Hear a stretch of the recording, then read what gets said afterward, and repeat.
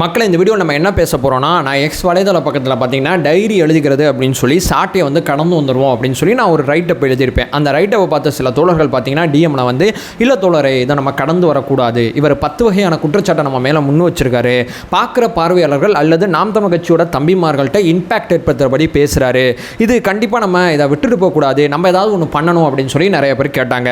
அவங்களுடைய கோரிக்கைக்கு இணங்க பார்த்தீங்கன்னா அந்த 30 நிமிஷம் வீடியோவை நான் ஃபுல்லாக பார்த்தேன். மொதல் விஷயம், அது எனக்கு டைம் வேஸ்ட். மொதல் விஷயம். ரெண்டாவது விஷயம் பார்த்தீங்கன்னா, என்ன பர்பஸில் பார்த்தீங்கன்னா அதை நான் பார்த்தேன்னா, சரி நம்ம ஒரு பொதுக்கூட்டம் நடத்தியிருக்கோம், அந்த பொதுக்கூட்டத்தில் ஏதாவது குற்றச்சாட்டு இருந்தால் அடுத்தடுத்த பொதுக்கூட்டத்தில் நம்ம அதை திருத்திக்கலாம் அப்படிங்கிறதுக்காண்டி தான் அந்த வீடியோ நான் பார்த்தேன். ஒரு விஷயமும் கிடையாது. ஏதாவது பேசணும் அப்படிங்கிறதுக்காண்டி பார்த்தீங்கன்னா அஜெண்டா வச்சு, பச்சை அஜெண்டா வீடியோவில் தெரியுது, அஜெண்டா வச்சு தாவேக்காவை விமர்சனம் பண்ணியிருக்கார். சரி, நம்மளும் ஒவ்வொன்றா எடுத்து பார்ப்போம். என்ன காரணத்துக்காண்டி என்ன குற்றச்சாட்டை முன் வச்சிருக்காரு, ஒவ்வொன்றுக்கும் நம்ம தெளிவான விளக்கத்தை பார்த்தீங்கன்னா நம்ம கொடுத்துடலாம் அப்படிங்கிறது தான் இந்த வீடியோட எண்ண ஓட்டம். ஒன் பை ஒன்றா தெளிவாக நம்ம பார்க்கலாம். உற்சாக வணக்கங்கள், வாங்க பதிவுக்குள்ளே போகலாம். முதல் விஷயம் மக்களே, சில பேர் பார்த்தீங்கன்னா ஒரு சில காயை நகர்த்தியிருக்காங்க. அந்த ஒரு சில காய் பார்த்தீங்கன்னா இன்றைக்கி வெளியே வந்திருக்கு, அதனால் நம்ம இனிமேல் கவனமாக இருக்கணும் அப்படிங்கிற அந்த எச்சரிக்கையை பார்த்தீங்கன்னா என்னுடைய முதல் பாயிண்ட்டாக வச்சிடுறேன். அதாவது பார்த்தீங்கன்னா முதலமைச்சர் மு.க. ஸ்டாலின் அண்ணன் சீமான் அவர்கள் சந்திச்சாங்கல்ல, சந்தித்த பிறகு பார்த்தீங்கன்னா இவங்களுக்குள்ள ஒரு நல்ல உடன்பாடு ஏற்பட்டிருக்கு. ஜூனியர் விடன் பார்த்தீங்கன்னா அதை பற்றி ஒரு தெளிவான ஆர்டிக்கல் எழுதியிருக்காங்க. அந்த ஆர்டிக்கல் படித்த அத்தனை பேருக்குமே இந்த சந்திப்பு ஒரு மரணத்துக்கான இரங்கல் தெரிவிக்கிற சந்திப்பு மட்டும் கிடையாது அப்படிங்கிற யதார்த்தமான உண்மைக்கு வந்திருப்பாங்க.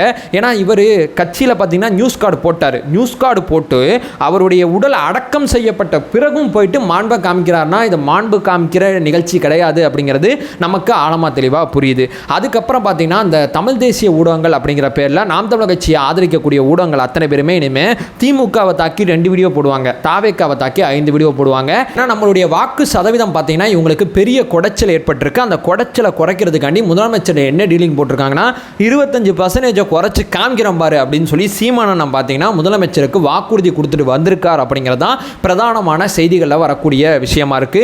மூத்த பத்திரிகை 100 வருஷ பத்திரிகையாக இருக்கக்கூடிய ஜூனியர் விடனே இந்த விஷயத்தை சொல்லுது. இதன் மூலமாக நான் என்ன சொல்ல வரேன்னா, நமக்கு எதிராக இனிமேல் சாட்டைன்னு நிறையா சுழண்டு அடிப்பார் அப்படிங்கிறத முதல்ல நான் இங்கே பதிவு செஞ்சிடறேன். இது நம்பர் 1 பாயிண்ட். இப்போ நம்பர் 2, தமிழில் பார்த்தீங்கன்னா ரொம்ப தெளிவாக ஒரு விஷயத்தை மார்க்கெட்டிங் பண்ணியிருப்பார், கொள்கையற்ற கூட்டம் தாவேக்கா அப்படிங்கிற விஷயத்தை. ஏன்னா வீடியோ பார்த்தீங்கன்னா 2 லட்சம் பேர் பக்கம் பார்த்துருக்காங்க, ஆனால் தமிழில் பார்த்தீங்கன்னா கிட்டத்தட்ட 12 லட்சம் பேர் பார்த்துருப்பாங்க. அதனால தான் தமிழில் பார்த்தீங்கன்னா அந்த வார்த்தையை வச்சிருக்காரு. நமக்கு கொள்கை கிடையாது அப்படிங்கிற ஒரு விஷயத்தை பார்த்தீங்கன்னா ரொம்ப தெளிவாக சொல்கிறாப்புல.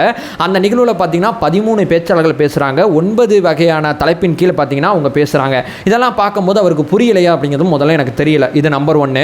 நம்பர் 2 பார்த்தீங்கன்னா எவ்வளோ தூரம் சொல்கிறது, எவ்வளோ ஏரியாவில் சொல்கிறது, இந்த நாம் தமிழர் கட்சிக்கு மட்டும் நம்ம கொள்கை ஏன் புரியவே மாட்டேங்குது அப்படிங்கிறது தான் நம்மளுடைய பிரதானமான விஷயமா இருக்குது. இங்கே பார்த்தீங்கன்னா தலைவர் விஜய் அவர்கள் மேடையில் பேசும்போது ரொம்ப தெளிவாக சொல்கிறாரு, இந்த மண்ணில் பார்த்தீங்கன்னா தமிழ் தேசிய அரசியலை நம்பக்கூடிய மனிதர்களும் இருக்காங்க, இந்த மண்ணில் பார்த்தீங்கன்னா திராவிட அரசியலை நம்பக்கூடிய மனிதர்களும் இருக்காங்க, அதனால தான் இது 2 கண்கள் அப்படிங்கிற விஷயத்தை சொல்கிறோம். இது 2 ஒரு பக்கம் இருக்கட்டும்.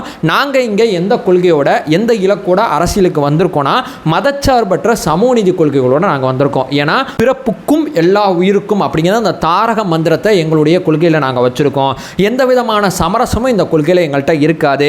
நாங்கள் கொள்கை வழி அரசியல் மட்டுமே செய்வோம். அதாவது பார்த்தீங்கன்னா கொள்கையை இந்த பக்கம் தள்ளி வச்சுட்டு ஒரு அரசியல் பண்ணுவாங்கல்ல, இந்த அரசியல் பண்ண நாங்கள் வரல அப்படிங்கிறது எங்கள் தலைவர் பார்த்தீங்கன்னா ஆல்ரெடி தெளிவுபடுத்திட்டார். அது என்ன மதச்சார்பற்ற சமூக நீதி கொள்கைகள். ஒரு அரசு மதம் சார்ந்து இயங்குனுச்சுன்னா மதம் சார்ந்த பிரச்சனைகளுக்கு முக்கியத்துவம் இருக்குமே தவிர மக்கள் சார்ந்த பிரச்சனைகளுக்கு முக்கியத்துவம் இருக்காது.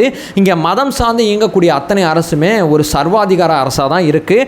இப்போ இந்தியா பார்த்தீங்கன்னா ஒரு மதம் சார்ந்த அரசாக இயங்குறதுக்கு தான் ஆளும் பிஜேபிக்காரங்க நிறைய ட்ரை பண்ணிக்கிட்டு இருக்காங்க. ஒரு அரசு மதச்சார்பற்ற அரசாக இருக்கணும், அப்போ தான் மக்கள் பிரச்சனைகள் பெரிய முக்கியத்துவம் கிடைக்கும் அப்படின்னு சொல்லி நிர்வாக ரீதியான அரசியலாக அந்த அரசியல் இருக்குன்னு சொல்லி தான் நம்ம அதை நம்மளுடைய கொள்கையில் நம்ம முன் வச்சுருக்கோம். அதே மாதிரி பார்த்தீங்கன்னா அத்தனை படிக்கட்டிலுமே சமூக நீதியை உறுதிப்படுத்தணும். அந்த சமூக நீதி அப்படிங்கிற வார்த்தை ரொம்ப ரொம்ப முக்கியமானது. இங்கே சமூக நீதி அரசுன்னு சொல்லுவாங்க, அதே நேரத்தில் பார்த்தீங்கன்னா சமூக நீதியை தாண்டி நடக்கக்கூடிய பிரச்சனைகளுமே இங்கே ஆளும் தரப்பு பார்த்தீங்கன்னா கேள்வி கேட்க மாட்டாங்க. வேங்க வெயிலில் நடக்கிறது, புல்லட் ஓட்டினா கையை வெட்டுறது, அது மட்டும் இல்லாமல் ஜாதி பாகுபாடு காரணமாக கொலை பண்ணிக்கிறது, அது மட்டும் இல்லாமல் ஜாதிவாரி கணக்கெடுப்பு எடுக்க சொல்லி நிறையா போராட்டம் பண்ணாலும் எடுக்காமல் இருக்கிறது, இந்த மாதிரி பார்த்தீங்கன்னா சமூக நீதி அரசுன்னு சொல்கிறாங்க. ஆனால் உண்மையான சமூக நீதியை அவங்க நிலைநாட்ட மாட்டாங்க. எங்கள் தலைமையிலான தலைமையிலான அரசு பார்த்தீங்கன்னா மதச்சார்பற்ற உண்மையான சமூக நீதியை உறுதி செய்கிற அரசாக இருக்கும். இந்த இலக்க நோக்கி தான் நாங்கள் வேலை பார்க்குறோங்கிறத 1000 தடவை கத்தியாச்சு. ஆனால் கொள்கையற்ற கூட்டம் தாவேக்கா அப்படின்னு சொல்லி தமிழில் பார்த்தீங்கன்னா மார்க்கெட்டிங் பண்ணியிருக்காப்புல. 3வது பிரதானமான விஷயம், சேலம் பார்த்திபன் அப்படிங்கிற நம்மளுடைய மாவட்ட செயலாளர் ஹைலைட் பண்ணுறது சாட்டைக்கு ஏன் பிடிக்கலங்கிறது நமக்கு தெரியல. அவரோட வீடியோக்கள் அவர் என்ன சொல்கிறாருன்னா, சேலம் பார்த்திபன்லாம் என்ன பெரிய ஆளா, மொழிபோர் தியாகியா, இல்லை சமூக நீதி போராளியா, இவர் பேரை சொன்னால் ஏன் கீழே இருக்கிறவங்களாம் கை தட்டுறான் அப்படின்னு சொல்லி ஒரு விஷயத்த சொல்கிறார். இங்கே பார்த்தீங்கன்னா ஒரு மாவட்ட பொறுப்பில் இருக்கிற ஒருத்தரை அந்த மேடையில் முதல்ல பேச வச்சுருப்பாங்க அந்த கூட்டத்தில். காரணம் என்னென்னா, அவ்வளவு இடர்பாடுகளை கடந்து அந்த கூட்டத்தை நடத்தினார். அந்த கூட்டம் நடத்துகிற அன்னைக்கு பார்த்தீங்கன்னா ஷடவுனை போட்டு விட்டாங்க. அந்த கூட்டத்துக்கு அனுமதி முதல்ல கொடுக்கல, 1 மாதம் அலைய விட்டாங்க. அதுக்கப்புறம் அந்த இடத்த தூய்மை பண்ணுறதுக்கு பெரும் போராட்டத்தை சந்திச்சாங்க. அங்கே குடிநீர் வசதியை செஞ்சு கொடுக்கறதுக்கு நிறையா விஷயங்களை பண்ணாங்க. கொக்கி போடாமல் பார்த்தீங்கன்னா ஜென்ரேட்டரை பயன்படுத்தி பார்த்தீங்கன்னா அந்த இடத்துல கூட்டத்தை நடத்திருப்பாப்புல. இதெல்லாம் பார்த்துட்டு பார்த்தீங்கன்னா சாட்டையனுக்கு ரொம்ப புகைச்சலாகி போச்சு போல் அவர் மேலே ஒரு விமர்சனம் முன்வைக்கிறார். இங்கே ஏன் மாவட்ட நிர்வாகி நாங்கள் ஹைலைட் பண்ணுறோம் அப்படிங்கிற ஒரு விஷயத்தை பார்த்தீங்கன்னா சாட்டையனுக்கு முதல்ல புரிய வைக்கணும். ஏன்னா நாம் தமிழர் கட்சியில் இந்த விஷயம் கிடையாது. நாம் தமிழர் கட்சியில் அண்ணன் சீமான் தான். சீமானனை தாண்டி அங்கே வேறு யாருமே இருக்க மாட்டாங்க. ஏன்னா இங்கே இப்போ என்னோட தொகுதியில் பார்த்தீங்கன்னா நாம் தமிழர் கட்சியோட பொறுப்பாளர் யாருன்னு எனக்கு தெரியாது. அவருடைய முகம் எப்படி இருக்கும், என்னுடைய பிரச்சனை, நான் ஒரு பொதுமக்களாக இருக்கேன், ஒரு நாம் தமிழர் கட்சி இந்த பிரச்சனையை சார்ட் அவுட் பண்ணுவாங்கன்னா இந்த பிரச்சனையை அவர் மூஞ்சி தெரிஞ்சதானே நான் கொண்டு போவேன். அவர் மூஞ்சி எனக்கு தெரியாது. இந்த மாதிரி பார்த்தீங்கன்னா எந்த ஒரு தொகுதியிலையும் பார்த்தீங்கன்னா அங்கே இருக்கக்கூடிய பொறுப்பாளர் மூஞ்சி பார்த்தீங்கன்னா வெளியே தெரியாமல் பார்த்துப்பாங்க. இங்கே சேலம் பார்த்திபன் அவர்களை ஹைலைட் பண்ணுறதுக்கான காரணம் என்னன்னா, அவர் தொகுதியில் பார்த்தீங்கன்னா இந்த பொதுக்கூட்டமானது நடந்துச்சு. 2வது பார்த்தீங்கன்னா அவர் தான் இந்த தொகுதியோட முகமாக இருக்கார். பொதுமக்கள் பார்த்தீங்கன்னா உங்கள் பிரச்சனை அத்தனையுமே எதுவும் இருந்துச்சுன்னா தாவே காட்டதும் கொண்டு வரணும்னு நினச்சிங்கன்னா இவர் தான் எங்கள் முகம், இவர்கிட்ட நீங்கள் கொண்டு வாங்க, பிரச்சனை எங்கள்கிட்ட வந்துடும் சொல்லி மக்களுக்கு பார்த்தீங்கன்னா ஒரு வழியை கொடுக்கறதுக்காண்டி தான் அந்த பகுதியோட மாவட்ட செயலரை பார்த்தீங்கன்னா ஹைலைட் பண்ணி அவங்களுக்கு முக்கியத்துவம் கொடுத்து நாங்கள் அந்த பகுதியில் பார்த்தீங்கன்னா பேச சொல்கிறோம், பேச வைக்கிறோம், அவங்களுடைய புகைப்படத்தை அங்கே போட வைக்கிறோம். காரணம் என்னென்னா, மக்களுக்கு பார்த்தீங்கன்னா இவர் தான் நிர்வாகி அப்படிங்கிறத அடையாளப்படுத்த வேண்டியது ஒரு கட்சியோட தார்மீக கடமை. அவர் வளர்ந்துருவாரோ, அவருக்கு வந்து முக்கியத்துவம் கொடுத்தா அந்த தொகுதியில் பார்த்தீங்கன்னா வேற யாருக்காவது ஏதாவது நடந்துச்சுன்னா நம்ம என்ன பண்ணுறதுன்னு சொல்லி இந்த மாதிரி இன்செக்யூரிட்டி எங்கள் தலைவர்கிட்ட கிடையாது, அது உங்கள் தலைவர்கிட்ட இருக்குது. அதனால தான் மாவட்ட நிர்வாகி ஹைலைட் பண்ண மாட்டீங்க. மாவட்ட நிர்வாகி ஹைலைட் பண்ணுறது ஜனநாயக அரசியலில் ஒரு கடமை அப்படிங்கிறது சாட்டையனுக்கு இந்த வீடியோவில் நான் சொல்லிக்கிறேன். இதை செய்யாதனால தான் நாம் தமிழர் கட்சி ஆட்சியை பிடிக்க முடியல அல்லது ஒரு தொகுதியில் கூட ஜெயிக்க முடியல அப்படிங்கிறது தான் என்னுடைய வாதமாக இருக்குது. அரசியல் புரிஞ்சுக்கிட்டு அரசியல் சார்ந்த விமர்சனங்களை முன்வைங்க அப்படிங்கிறது என்னுடைய பெரிய கோரிக்கையாக இருக்குது. இப்போ அடுத்த விஷயம் பார்த்தீங்கன்னா பொதுச் செயலாளர் என்னானது அவர்களை பிடிச்சிக்கிறாரு. அதாவது பொதுச் செயலாளர் பார்த்தீங்கன்னா அந்த மேடையில் சேலம் பொதுக்கூட்ட மேடையில் ஜேவி அப்படிங்கிற வார்த்தையை பயன்படுத்தினார். ஜேவினா ஜோசப் விஜயா அண்ணன் சொல்கிறாரு. ஜேவி அப்படிங்கிற வார்த்தையை அவர் பயன்படுத்தினது ஜனநாயகன் அப்படிங்கிற ஒரு பிரச்சாரத்தை முன்னெடுக்க. இங்கே MKS அப்படிங்கிற ஒரு விஷயம் இருக்குது, JJ அப்படிங்கிற ஒரு மாடல் இருக்குது. அதே மாதிரி பார்த்தீங்கன்னா நாங்கள் எங்களுடைய அரசியலில் பார்த்தீங்கன்னா ஜேவி அப்படிங்கிறது பார்த்தீங்கன்னா ஜனநாயகன் விஜய் அப்படிங்கிற ஒரு வார்த்தையை முன்னெடுக்கிறதுக்காண்டி அந்த வார்த்தையை அறிமுகம் பண்ணார். நேற்று முழுக்க அதை ஹேஷ்டேக் போட்டு நாங்கள் ட்ரெண்ட் பண்ணோம். இது ஒன்றா அவருக்கு தமிழ் பேச தெரியல அப்படிங்கிற குற்றச்சாட்டை முன்வைக்கிறாரு. 2வது பார்த்தீங்கன்னா அவர் பார்த்தீங்கன்னா விஜயண்ணா பேரை பயன்படுத்த மாட்டார் அப்படிங்கிற குற்றச்சாட்டை முன்வைக்கிறார். இங்கே பார்த்தீங்கன்னா அவருக்கு பேச தெரியல அப்படிங்கிற குற்றச்சாட்டை நீங்கள் முன்வைக்கிறீங்கல்ல, அவர் எவ்வளோ தூரம் அவர் பேச்சில் முன்னேறி கொண்டு வர்றார் அப்படிங்கிறத அவர் பேச்சை தொடர்ச்சியாக பார்க்குறேன். நான் சொல்லுவேன், அவர் முதல்ல பேசுனதுக்கும் இப்போ பேசுகிறதுக்கும் எவ்வளோ பெரிய இம்பேக்ட் இருக்குது தெரியுமா? எவ்வளோ தூரம் பார்த்தீங்கன்னா தன்னுடைய பேச்சு அவர் மேம்படுத்திக்கிட்டு இருக்கார் அப்படிங்கிறத நான் கவனித்து கொண்டே இருக்கேன் அப்படிங்கிறது என்னுடைய முதல் பாயிண்டாக இருக்குது. 2வது, பேச்சை நோக்கி நீங்கள் ஜோடி போடுறீங்கல்ல, அவர் உழைப்பை நோக்கி நீங்கள் ஜோடி போட முடியுமா? ஒரு நாளைக்கு கட்சி நிகழ்ச்சி 7 நிகழ்ச்சியை பார்த்தீங்கன்னா அவர் நடத்துகிறார். குறைந்தபட்சம் பார்த்தீங்கன்னா 5 நிகழ்ச்சியில் பங்கேற்கிறாரு. அவர் நினச்சிருந்தா 2-3 பங்கேற்றுட்டு அல்லது 2 பேர் கொடுத்துட்டு போயிடலாம். ஆனால் அவர் அப்படி கிடையாது, எல்லா நிகழ்ச்சியிலையும் பங்கேற்கணும், எவ்வளோ முடியுமோ உழைப்போம் நண்பா அப்படின்னு சொல்லி உழைத்து கொண்டே இருக்கார். அது மட்டும் இல்லாமல் அவரை மாதிரி ஒரு நிகழ்ச்சியை ஆர்கனைஸ் பண்ண முடியாது. ஒரு தலைவரோட எண்ண ஓட்டத்தை பார்த்தீங்கன்னா எவ்வளோ தூரம் அவர் வந்து சாத்தியப்படுத்துகிறாங்க அப்படிங்கிற அந்த தளபதிகள் இருப்பாங்கல்ல, அதன் மூலமாக தான் ஒரு கட்சி பார்த்தீங்கன்னா அடுத்த கட்டம் போகும். இங்கே சீமானே 100 விஷயம் சொல்லுவார், ஆனால் செயல்படுத்த அங்கே ஆள் இருக்க மாட்டாங்க. எங்கள் தலைவர் ஒரு வார்த்தை சொன்னாலும் அந்த ஒரு வார்த்தையை செயல்படுத்தக்கூடிய ஒரு தேர்ந்த நிர்வாகியாக பார்த்தீங்கன்னா எங்கள் பொதுச் செயலாளர் இருக்கார். அதனால இந்த உழைப்பில் சோடி போட்டு பார்க்குறது அப்படிங்கிறது சாட்டையனால் பண்ண முடியாது. ஏன்னா சாட்டையனம் போடுற உழைப்புக்கும் எங்கள் பொதுச் செயலாளர் போடுற உழைப்புக்கும் அதாவது மலைக்கும் மகடுக்கும் இருக்கக்கூடிய வித்தியாசம் அப்படிங்கிறத நான் இங்கே பதிவு செய்கிறேன். என்னப்பா கட்சி நிகழ்ச்சியெல்லாம் தொடங்கி வச்சா அவர் என்ன பெரிய ஆளா அப்படின்னு சொல்லி கேட்டிங்கன்னா, கட்சி நிகழ்ச்சி 7 நிகழ்ச்சி தொடங்கி வச்சாலும் பயன்படுறது பார்த்தீங்கன்னா பொதுமக்கள் தான். அதாவது அவர் நினச்சிருந்தா ஒரு மாதத்தில் பார்த்தீங்கன்னா ஒரு உதாரணத்துக்கு பார்த்தீங்கன்னா இப்போ 50 நிகழ்ச்சியில் தான் நான் பங்கேற்பேன்னு இருந்தால் 50 நிகழ்ச்சி மூலமாக தான் பொதுமக்களுக்கு நலத்திட்ட உதவிகள் போகும். ஆனால் அவர் தன்னை புஷ் பண்ணி பார்த்தீங்கன்னா ஒரு மாதத்துக்கு ஒரு நாளைக்கு 7 நிகழ்ச்சி, அது ஞாயிற்றுக்கிழமை சனிக்கிழமை நைட்டு காலைல எதை பக்கமும் உழைத்து கொண்டிருக்கிறார் அப்படிங்கிறது இங்கே நான் ஹைலைட் பண்ணுறேன். அதை தாண்டி பார்த்தீங்கன்னா மிக முக்கியமாக ஒரு விஷயத்தை சொல்கிறாரு. அவர் பார்த்தீங்கன்னா விஜய் நான் பேரை பார்த்தீங்கன்னா பயன்படுத்த மாட்டார் அப்படிங்கிற ஒரு குற்றச்சாட்டை முன்வைக்கிறார். இங்கே ஏன் அவர் பேரை பயன்படுத்த மாட்டார்னா, அவர் அவர் விஜய் அண்ணாவை பக்கத்துலேருந்து பார்த்துட்டு இருக்கார். இங்கே நான் ஒரு காலகட்டத்தில் அண்ணன் விஜய் என்னன்னு சொல்லி என்னுடைய வீடியோக்கெல்லாம் நான் நிறையா பேசியிருக்கேன். ஒரு காலகட்டத்துக்கு அப்புறம் தலைவர் விஜய் என்ன அப்படின்னு சொல்லி பேச ஆரம்பிச்சிட்டேன். ஏன் பேச ஆரம்பித்தேன்னா, எனக்கு இயல்பாக வந்துச்சு. எங்கள் அண்ணன் மட்டும் கிடையாது, அவர் தலைவராக மாறிட்டார். அவர் வந்து இந்த வவு விஷயத்தை கையாண்டதாக இருக்கட்டும், பரந்தூர் பிரச்சனையை கையாண்டதாக இருக்கட்டும், இந்த லாக்அப் மரணத்தை கையாண்டதாக இருக்கட்டும், அது மட்டும் இல்லாமல் திமுகவை நோக்கி அவர் வைக்கிற விமர்சனங்களாக இருக்கட்டும், அவர் பயன்படுத்துகிற வார்த்தை, அவருடைய சொல்லாடல், அவர் அந்த போராட்ட குணம் அத்தனையுமே நான் கவனித்து பார்க்கும்போது இவர் நடிகர் கிடையாது, இவர் அண்ணன் கிடையாது, இவர் தலைவர் அப்படிங்கிற ஒரு சொல்லாடல் பார்த்தீங்கன்னா எனக்கு இயல்பாக வந்துச்சு. அதே மாதிரி தான் பொதுச் செயலாளர் என்னானது அவர்களும். அவர் பார்த்தீங்கன்னா பக்கத்துலேருந்து விஜய் அண்ணாவை பார்க்குறாரு, அவருடைய செயல்பாடுகளை கூர்ந்து கவனிக்கிறாரு. என்னப்பா அவர் 200-300 கோடியை விட்டு அரசியல் வரேங்கிறாரு அப்படிங்கிற ஒரு விஷயமானது இம்பாக்டை ஏற்படுத்துது.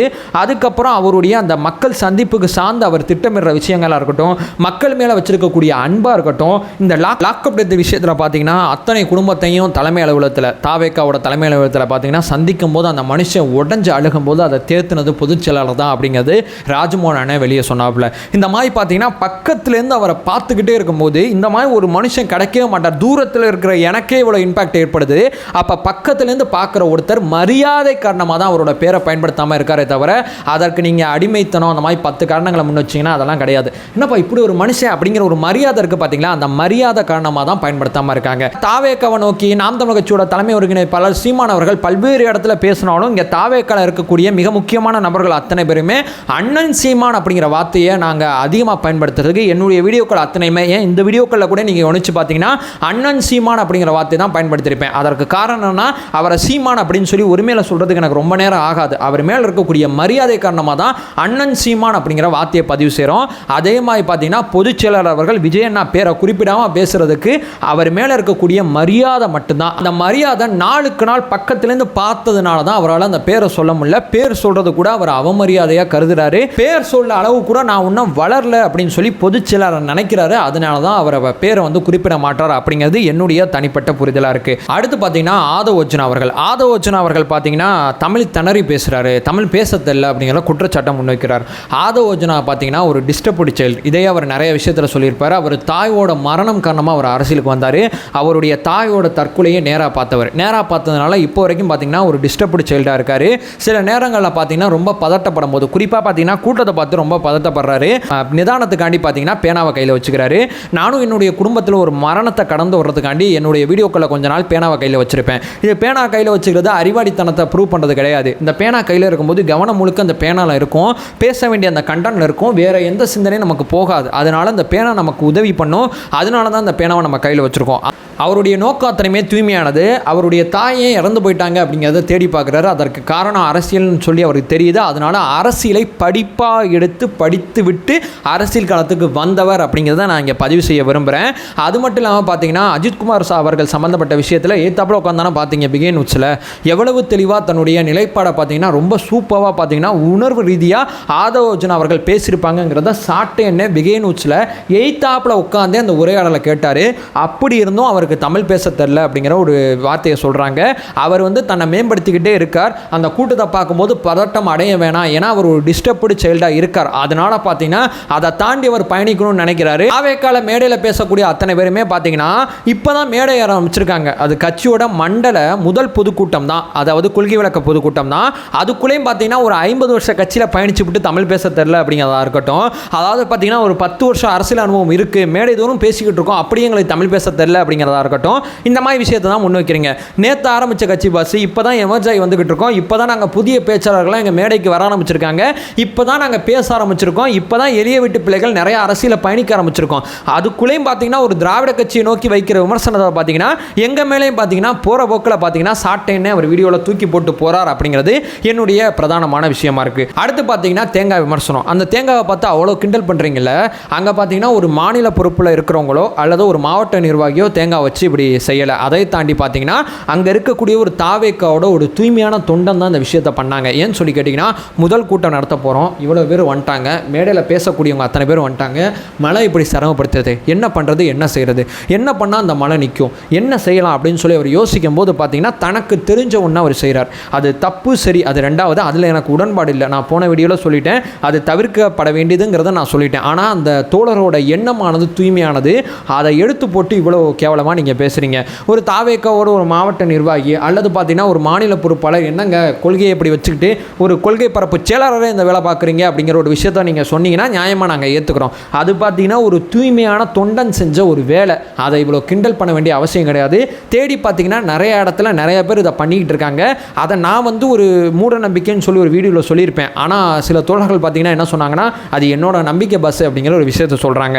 நம்புறவங்களுக்கு அது நம்பிக்கையாக இருக்கட்டும், எனக்கு அதில் நம்பிக்கை இல்லை அப்படிங்கிற ஒரு ஸ்டாண்டுக்கு நான் வந்துடுறேன். மூட நம்பிக்கை அப்படிங்கிற வார்த்தையை பயன்படுத்தினது சில பேரை காயப்படுத்தியிருக்கு, நான் பயன்படுத்தினது சில பேரை காயப்படுத்தியிருக்கு. அதை நான் திரும்பி வாங்கிக்கிறேன் அப்படிங்கிறத நான் இங்கே சொல்லிடுறேன். அது ஒரு தூய்மையான தொண்டனோட ஒரு நிலைப்பாடு அப்படிங்கிற ஒரு விஷயத்தை நான் சொல்கிறேன். அதை இவ்வளோ கிண்டல் பண்ண வேண்டிய அவசியம் கிடையாது அப்படிங்கிறது என்னுடைய விமர்சனமாக இருக்குது. அதை தாண்டி பார்த்தீங்கன்னா தாவேக்கா பெரிய ஆபத்து அப்படிங்கிற ஒரு விஷயத்தை பார்த்தீங்கன்னா இவர் சொல்கிறாரு. எங்கள் முதலமைச்சரை மீட் பண்ணிட்டு வந்து இவர் வந்து வீடியோ கால் போட்டுக்கிட்டு இருக்காரு. அஜெண்டா வச்சு வேலை செய்கிற இவர் ஆபத்தா நாங்கள் ஆபத்தா? எல்லா பிரச்சனைகளுக்கும் பார்த்தீங்கன்னா அரசியலுக்கு உட்பட்டு தீர்வுகளை சொல்லக்கூடிய எங்கள் தலைவர் ஆபத்தா, அல்லது எந்த பிரச்சனைக்கும் மேடையில் பேசுகிற அந்த மேடை நாகரிகத்துக்காண்டி கைத்தட்டுக்காண்டி பேசுகிற இவரோட தலைவர் ஆபத்தா? அதை தாண்டி பார்த்தீங்கன்னா எப்போதுமே இந்திய அரசியலுக்கு உட்பட்டு இந்த போராட்டம் இத்தனை டைமிங்காக நிப்பாட்டு, ஏன்னா உள்ளே போய் மீட் பண்ணக்கூடாது, பறந்து உள்ள வெளியே நின்று மீட் பண்ணுறேன், எந்த ஒரு இடத்துலையுமே இந்திய அரசியலமைப்பை மீறாமல் அரசியல் பண்ணுற எங்கள் தலைவர் ஆபத்தா? எந்த ஒரு பிரச்சனைக்குமே இந்திய அரசியலமைப்புக்கு உட்பட்டு தீர்வுகளை சொல்லாத இவர் ஆபத்தா? அதாவது பார்த்தீங்கன்னா இவர் ஆட்சிக்கு வந்தால் பார்த்தீங்கன்னா, எங்கள் தலைவர் ஆட்சிக்கு வந்தால் பார்த்தீங்கன்னா மக்களுக்கு தேவைப்படுற அத்தனை திட்டங்களுமே கொண்டு வருவார். ஆனால் இவர் ஆட்சிக்கு வந்தால் என்னமா பண்ணுவார்? பக்கத்து மாநிலங்கள் அத்தனை பேருமே வேறு மொழிக்காரங்க அப்படிங்கிற ஒரே காரணத்துக்காண்டி பார்த்தீங்கன்னா உரண்டை இழுத்துருவார், சண்டை இழுத்துருவார் அப்படிங்கிறத நான் இங்கே சொல்கிறேன். அதாவது பார்த்தீங்கன்னா கொஞ்ச நாளைக்கு முன்னாடி சொன்னார்ல, தண்ணி தரனா கரண்டை நிப்பாட்டுவேன் அப்படிங்கிற விஷயத்த சொன்னார்ல. இந்த மாதிரி கதைகள்லாம் நம்பிக்கொண்டு தம்பிகள் இருந்து கொண்டே இருங்க. அரசியலமைப்புக்கு உட்பட்டு இங்கே ஆட்சி நடத்தினா மட்டும்தான் ஒரு மாநில அரசா இங்கே நீடிக்க முடியும் அப்படிங்கிற உண்மையை நான் இங்கே பதிவு செய்கிறேன். கச்சத்தீவை எப்படி மீட்பீங்க? நெய்தல் படையை கூட்டு போய் மீட்பேன் அப்படிங்கிற விஷயத்த சொல்கிறாரு. நெய்தல் படையை கூட்டு போய் மீட்பீங்களா?